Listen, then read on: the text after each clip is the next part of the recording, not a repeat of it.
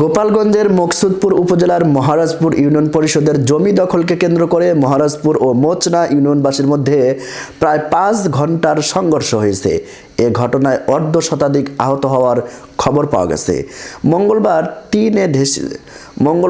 ৩রা December সকাল ৯টার দিকে উপজেলার মহারাজপুর ও মোচনা ইউনিয়নের লোকজন দেশীয় অস্ত্রশস্ত্র নিয়ে সংঘর্ষে লিপ্ত হয়।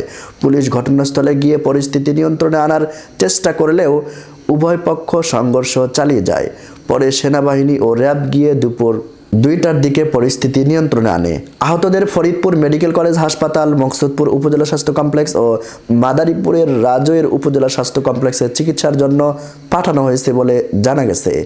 মকসুদপুর থানার officer in charge OC Mostafa Kamal ঘটনার সত্যতা নিশ্চিত করে বলেন, মহারাজপুর ইউনিয়ন পরিষদের জমি দখলকে কেন্দ্র করে এই সংঘর্ষ হয়।